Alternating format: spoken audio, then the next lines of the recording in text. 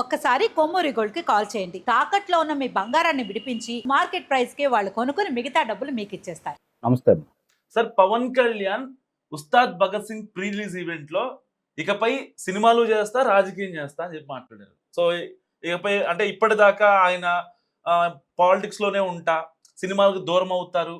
So Harihara Veera Mallu తర్వాత Ustaad Bhagat Singh shooting అయిపోయిన తర్వాత ఇదే లాస్ట్ సినిమా అవుతుంది అని చెప్పి చాలా మంది చాలా విశ్లేషణ చేశారు. కానీ ఇప్పుడు తాజాగా ఆయన చేసిన కామెంట్స్ బట్టి చూస్తే సో అంటే వేరే వాళ్ళు మళ్ళీ సినిమాలు చేస్తున్నారు, రెండు పడవల మీద కాలేస్తున్నారు అనే మాటలు వస్తున్నాయి. అసలు ఆయన పాయింట్ ఆఫ్ వ్యూ ఏంటి సార్? ఇంతకుముందు ఆయన చిత్రసీమకి కొంతకాలం విరామం ప్రకటించేసి పూర్తిగా రాజకీయాల్లో ఉండాలని నిర్ణయం తీసుకున్న మాట వాస్తవం. అవును. ఎందుకంటే అటు ఇటు రెండు పడవల మీద కాలేస్తే ఇబ్బంది జరుగుతుందని చెప్పి ఆయన భావించడం కూడా జరిగింది. కానీ ఇవాళ పార్టీ నడపాలన్నా ఇప్పుడు ఒకటి గమనించుకోండి, గతంలో అతను 3,000 మందికి 3,000 మంది రైతులకి పార్టీ రహితంగా, అలాగే కులాలకి సంబంధం లేకుండా నిజంగా ఆత్మహత్య చేసుకున్నటువంటి రైతులకి ఒక రైతుకి ₹1,00,000 కాడికి ఆయన సొంత డబ్బులు, ఆయన చిత్రసీమ ద్వారా ఈరోజు ఎవరు అవునన్నా కాదన్నా తెలుగు చిత్రసీమలో అతను అగ్ర కథానాయకుడు, అందుట్లో ఎలాంటి సందేహం కూడా ఏం లేదు. అగ్ర కథానాయకుల్లో ఒకడు, అందుట్లో ఎలాంటి సందేహం కూడా ఏం లేదు. అతను ఎప్పుడు ఫలానా రోజు మీరు షూటింగ్ పెట్టుకోండి అని చెప్పని, ఎప్పుడు డేట్స్ ఇస్తాడని చెప్పని చాలా మంది నిర్మాతలు, దర్శకులు ఆయన డేట్స్ కోసం ఎదురు చూస్తూ ఉన్నారు. అలాంటిది ఆయన చిత్రాల్లో నటించాలి అంటే మళ్ళీ గవర్నర్ గారి అనుమతి కూడా తీసుకోవాలి. ఆ విధంగా ముందుకెళ్లాల్సిన పరిస్థితి అయితే ఉంటుంది. ఇప్పుడు అంతకుముందు నేను ఇక చిత్రసీమకు దూరంగా ఉంటాను, పూర్తిగా రాజకీయాల్లోనే నిమగ్నమైపోతాను అని అతను భావించిన నిర్ణయం ఆ రోజు ఉన్న పరిస్థితులను బట్టి.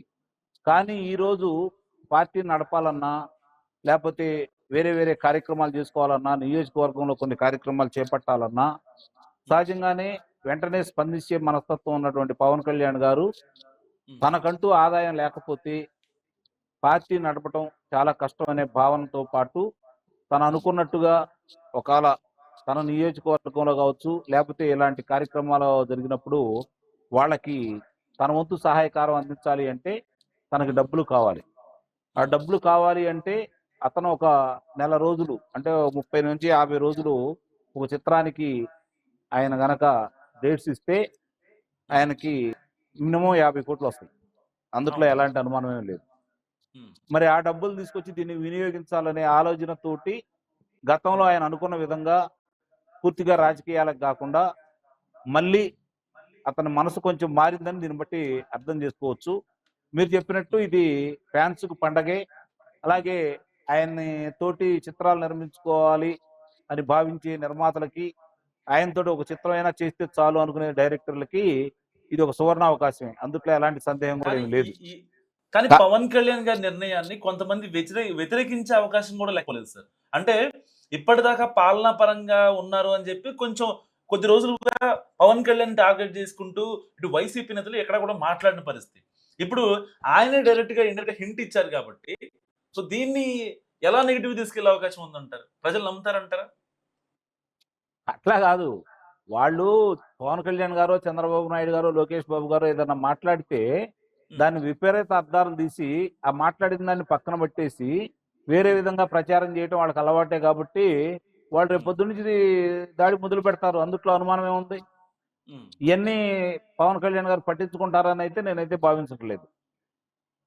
ఆయన ఒక నిర్ణయం తీసుకున్నాడంటే పార్టీలకు అతీతంగా చాలా మంది ఆయన్ని ప్రేమిస్తారు, అభిమానిస్తారు. ఈవెన్ వైసీపీలో ఉన్న వాళ్ళు కూడా చాలా మంది పవన్ కళ్యాణ్ అంటే ఇష్టం. సరే ఆయన కూటమిలో ఉన్నాడని చెప్పి ఆయన వ్యతిరేకిస్తారు. సో న్యూట్రల్ ఫ్యాన్స్ పార్టీలకు అతీతంగా వాళ్ళు ఏమనుకుంటారు సార్? న్యూట్రల్ గా ఉన్న సామాన్యులు వాళ్ళే ఇప్పుడు